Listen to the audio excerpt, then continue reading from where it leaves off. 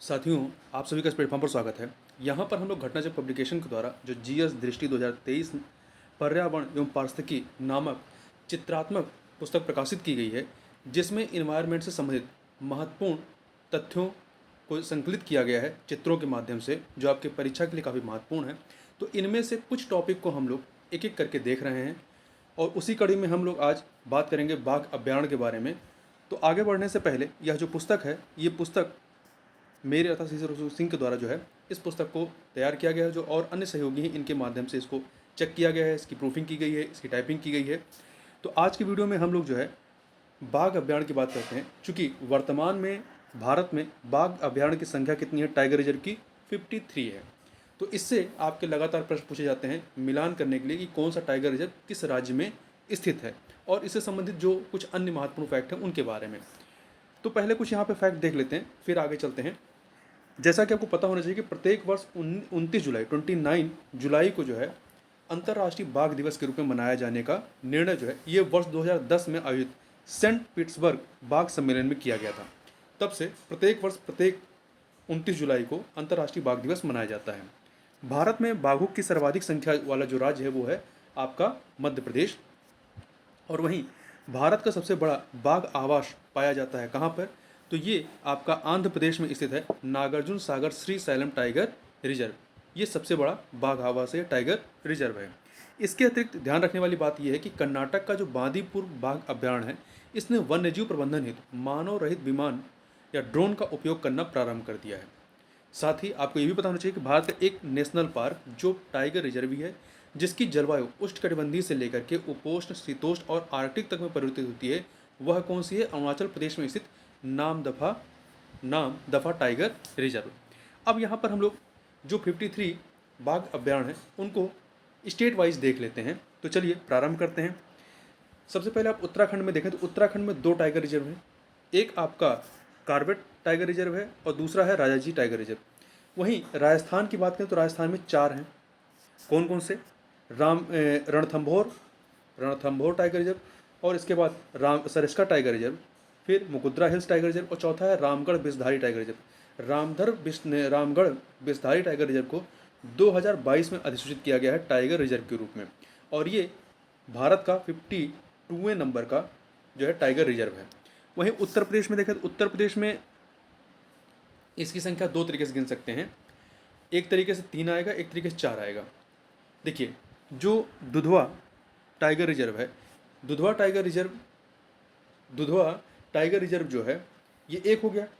दूसरा आपका है पीलीभीत टाइगर रिजर्व, और अमानगढ़ जो बफर है, ये जो कार्बेट टाइगर रिजर्व है उत्तराखंड का, उसी का एक विस्तारित रीजन है, बफर क्षेत्र है ये अमनगढ़, जो कि उत्तर प्रदेश में आता है। तो यदि आप टाइगर रिजर्व में काउंट करते हैं तो एक संख्या बढ़ जाएगी। अदरवाइज जो है आपके 3 है, दुधवा, पीलीभीत, रानीपुर और कार्बेट टाइगर रिजर्व का जो उत्तर प्रदेश में हिस्सा है। और रानीपुर जो टाइगर रिजर्व है ये अभी लेटेस्ट इसको टाइगर रिजर्व घोषित किया गया है, जो उत्तर प्रदेश के चित्रकूट जिले में स्थित है, और ये आपका 53 नंबर का टाइगर रिजर्व है। वहीं मध्य प्रदेश की बात करें तो मध्य प्रदेश में 6 हैं। कौन कौन से? Satpura, Sanjay Dhubri, Kanha tiger reserve, Pench tiger reserve, Bandhavgarh tiger reserve और पन्ना टाइगर रिजर्व। झारखंड में देखें तो 1 टाइगर रिजर्व है, पलामू टाइगर रिजर्व। बिहार में भी 1 टाइगर रिजर्व है, वाल्मीकि टाइगर रिजर्व। अरुणाचल प्रदेश में 3 हैं, नामदफा टाइगर रिजर्व, पक्के टाइगर रिजर्व और कामलांग टाइगर रिजर्व। वहीं असम में देखें तो 4 हैं, Manas tiger reserve, Nameri tiger reserve, Kaziranga tiger reserve और ओरंग टाइगर रिजर्व। वहीं मिजोरम की बात करें तो यहाँ पर 1 टाइगर रिजर्व है, उसे दम्पा या डंपा दोनों कहते हैं, तो दम्पा टाइगर रिजर्व।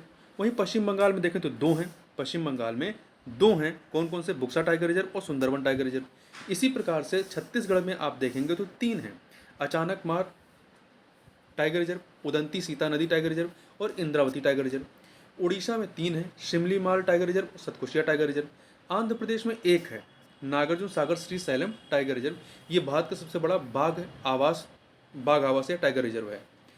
तेलंगाना में 2 हैं, अमराबाद टाइगर रिजर्व और कावल टाइगर रिजर्व। तमिलनाडु में देखें तो 5 हैं, श्रीविल्ली पुत्थूर मेगा मलाई टाइगर रिजर्व, अन्ना मलाई tiger reserve, Mudumalai tiger reserve, Sathyamangalam tiger reserve और कलाकड़ मुंडुनथुरई टाइगर रिजर्व।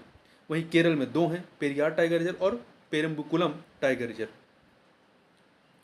और कर्नाटक में देखें तो कर्नाटक में 5 हैं आपके, कर्नाटक में 5 हैं, बादीपुर टाइगर रिजर्व, भद्रा टाइगर रिजर्व, बिलगिरी रंगनाथ मंदिर tiger reserve, Nagarhole tiger reserve, Dandeli अंशी काली टाइगर रिजर्व। और वहीं महाराष्ट्र में देखें तो महाराष्ट्र में 6 हैं। देखिए मध्य प्रदेश में भी 6 हैं और महाराष्ट्र में भी 6 हैं। यहाँ पर आपका Bor tiger reserve, Melghat tiger reserve, Tadoba Andhari tiger reserve, Pench tiger reserve, Sahyadri tiger reserve, Navegaon Nagzira tiger reserve. जो आपका पेंच बाघ अभ्यारण्य है ये मध्य प्रदेश तथा महाराष्ट्र दोनों राज्यों में विस्तृत है। तो इस प्रकार से यहाँ पर हम लोगों ने जो 53 टाइगर रिजर्व हैं उन टाइगर रिजर्व को यहाँ पर हम लोगों ने राज्य वाइज या स्टेट वाइज यहाँ पर देखा। तो इससे आपका एक प्रश्न अवश्य बनता है। वहीं इससे संबंधित कुछ अन्य चीज़ों को भी देख लें तो देखिए यहाँ पर आपको एक सूची भी पूरी दी गई है, टाइगर रिजर्व सूची